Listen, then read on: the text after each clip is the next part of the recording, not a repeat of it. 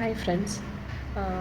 ನಾನಿವತ್ತು ಹೇಳಕ್ಕೆ ಹೊರಟಿರೋ ವಿಷಯ ಅಂದರೆ ಇವಾಗ ರೀಸೆಂಟಾಗಿ ನೀವು ಅಬ್ಸರ್ವ್ ಮಾಡಿರ್ಬೋದು, ಯಾರಿಗೆ ಕಾಲ್ ಮಾಡಬೇಕಾದ್ರೂ ಸೈಬರ್ ಕ್ರೈಮ್ದ ಒಂದು ಮೆಸೇಜ್ನ ಕೇಳಿಸ್ಕೊಂಡಿರ್ತೀರ. ಕೆಲವೊಬ್ಬರು ಅದನ್ನು ನೆಗ್ಲೆಕ್ಟ್ ಮಾಡಿಬಿಟ್ಟು ಕೇಳಿಸ್ಕೊಳ್ದೇನೂ ಇರ್ಬೋದು, ಬಟ್ ಅದು ತುಂಬ ನಡೀತಾ ಇದೆ. ಇವತ್ತು ಜಸ್ಟ್ 1 hour ಮುಂಚೆ ನನಗಾಗಿರೋ ಎಕ್ಸ್ಪೀರಿಯೆನ್ಸ್ನ ಶೇರ್ ಮಾಡ್ಕೊತಾ ಇದ್ದೀನಿ. ನಂದು ಬಂದುಬಿಟ್ಟು ಇಲ್ಲಿ ಆಯಿಲ್ ಬಿಸ್ನೆಸ್ ಇದೆ, ಎಡಿಬಲ್ ಆಯಿಲ್ಸ್ದು. ಸೊ ನನ್ನ ಶಾಪ್ ಓಪನ್ ಮಾಡಿ ಒಂದು 15 ಮಿನಿಟ್ಸ್ಗೆ ಒಂದು ಕಾಲ್ ಬಂತು. ನಾನು ಅಂದ್ಕೊಂಡೆ ಯಾರಾದ್ರು ಕಸ್ಟಮರ್ ಮಾಡಿರ್ಬೋದು, ಶಾಪ್ ಓಪನ್ ಇದೆಯಾ ಅಂತ ಅಂದ್ಕೊಂಡು ಕಾಲ್ ರಿಸೀವ್ ಮಾಡಿದೆ. ಹಿಂದಿನಲ್ಲಿ ಮಾತಾಡ್ತಾಯಿದ್ರು. ಮೇಡಮ್, ನಿಮ್ಮ ಅಂಗಡಿನಲ್ಲಿ ಕೋಕೋನಟ್ ಆಯಿಲ್ ಸಿಗುತ್ತಾ ಅಂತ ಕೇಳಿದ್ರು. ಹಾಂ, ಸಿಗುತ್ತೆ ಅಂತ ಹೇಳಿದೆ.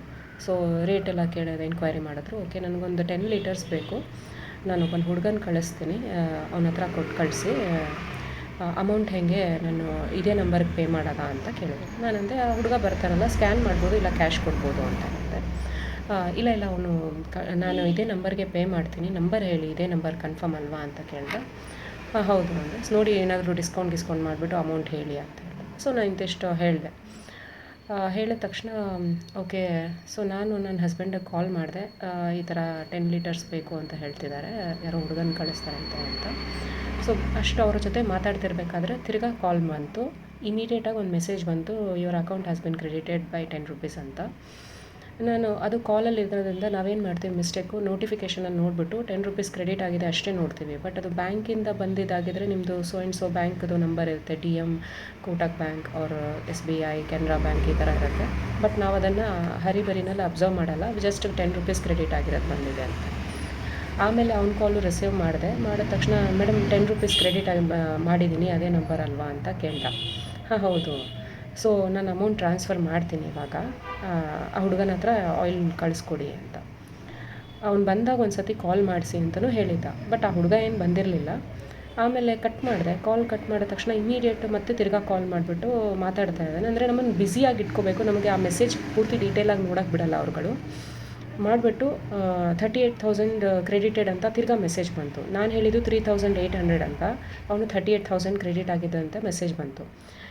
ಯೂಶ್ವಲಿ ಜನರು ಏನು ಮಾಡ್ತಾರೆ, 38,000 ಕ್ರೆಡಿಟೆಡ್ ಅಂದ ತಕ್ಷಣ ಮೇಲ್ಗಡೆ ಬ್ಯಾಂಕಿಂದನೇ ಬಂದಿದೆಯೋ ಏನೋ ಅಬ್ಸರ್ವ್ ಮಾಡಲ್ಲ. ನಾನು ಅಬ್ಸರ್ವ್ ಮಾಡಿಲ್ಲ. ಮತ್ತೆ ಕಾಲ್ ಮಾಡಿಬಿಟ್ಟು ಹೇಳ್ತಾ ಇದ್ದಾನೆ. ನಾನು ಇಲ್ಲಿ ಕಡೆ ನನ್ನ ಹಸ್ಬೆಂಡ್ನಾಗ ಹೇಳಿದೆ, ಈ ಥರ ಮಾಡ್ತಿದ್ದಾನೆ. ನನಗೂ ಡೌಟ್ ಬಂತು. ಇವಾಗ ತಾನೇ ಅಮೌಂಟ್ ಕೇಳಿಬಿಟ್ಟು ಹೇಗೆ ಕನ್ಫ್ಯೂಸ್ ಮಾಡ್ಕೊಂಡು 38,000 ಮಾಡೋಕ್ಕೆ ಸಾಧ್ಯ ಅಂತ. ಅವ್ರ ಹತ್ರನೂ, ನೀನು 1 ನಿಮಿಷ ಇರು, ಏನೂ ಮಾಡೋಕ್ಕೆ ಹೋಗಬೇಡ, ನಾನು ಬರ್ತೀನಿ ಅಂತ ಹೇಳಿದೆ. ಸೊ ನಾನು ಇವನ ಹತ್ರ ಮಾತಾಡ್ತಾ ಇದ್ದೆ. ಅವ್ನು ಹೇಳ್ದ, ನೋಡಿ ಮ್ಯಾಮ್, ಈ ಥರ ಮಿಸ್ಟೇಕ್ ಆಗೋಯ್ತು, 38,000 ಕ್ರೆಡಿಟ್ ಮಾಡಿಬಿಟ್ಟಿದ್ದೀನಿ ನಾನು, ನೀವು GPayಯಿಂದ ನನಗೆ ಅಮೌಂಟ್ ರಿವರ್ಸ್ ಮಾಡ್ತೀರಾ ಅಂತ. ನಾನು ಮಾತಾಡ್ತಾನೆ ಇದ್ದೆ, ಅವ್ನು ಏನು ಹೇಳ್ತಾನೆ ನೋಡೋಣ ಅಂತ. ಸರಿ, ನೀವೇ ಬಂದು ಕಲೆಕ್ಟ್ ಮಾಡ್ಕೊಳ್ಳಿ ಅಂತಂದೆ ವಾಪಸ್ನ.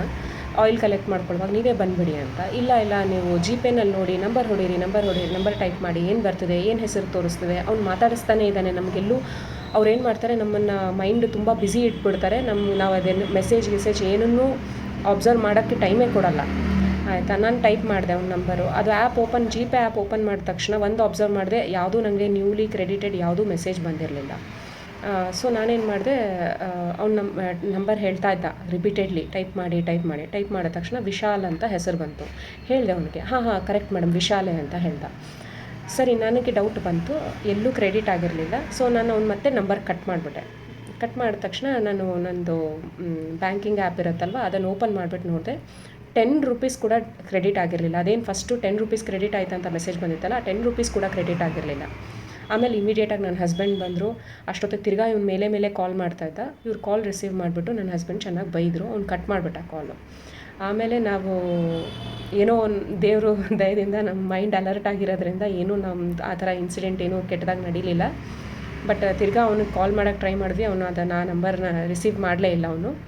ಸೊ 1930 ಸೈಬರ್ ಕ್ರೈಮ್ಗೆ ಕಾಲ್ ಮಾಡಿಬಿಟ್ಟು ರಿಪೋರ್ಟ್ ಮಾಡಿದ್ವಿ. ಅವ್ರು ಹೇಳಿದ್ರು, ನಿಯರೆಸ್ಟ್ ಪೊಲೀಸ್ ಸ್ಟೇಷನ್ಗೆ ಹೋಗ್ಬಿಟ್ಟು ಕಂಪ್ಲೇಂಟ್ ಕೊಡಿ ಆ ನಂಬರ್ನ ಅಂತ ಹೇಳಿದ್ರು.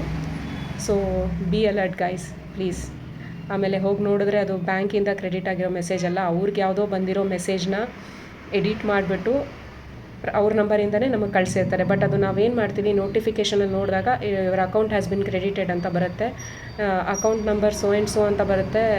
ಲಾಸ್ಟಲ್ಲಿ ನನ್ನ ಮೊಬೈಲ್ ನಂಬರ್ ಎಂಡಿಂಗ್ ಬರುತ್ತೆ. ಯೂಶ್ವಲಿ ಏನಾಗುತ್ತೆ, ಅಕೌಂಟ್ ನಂಬರ್ ಲಾಸ್ಟ್ ಡಿಜಿಟ್ ಬರುತ್ತೆ, ಬಟ್ ಇಲ್ಲಿ ನಮ್ಮ ಮೊಬೈಲ್ ನಂಬರ್ ಎಂಡಿಂಗ್ ಆಗುತ್ತೆ. ಅವ್ರು ಅದನ್ನು ಕೂತ್ಕೊಂಡು ಎಡಿಟ್ ಮಾಡಿ ಡಿಟ್ಟೋ ಬ್ಯಾಂಕಿಂದ ಬಂದಿರೋ ಥರನೇ ಅವರು ಮೆಸೇಜ್ ಹಾಕ್ತಾರೆ ನಮಗೆ.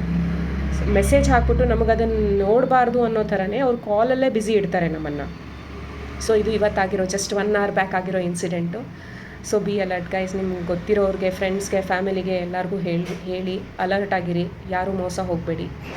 Thank you.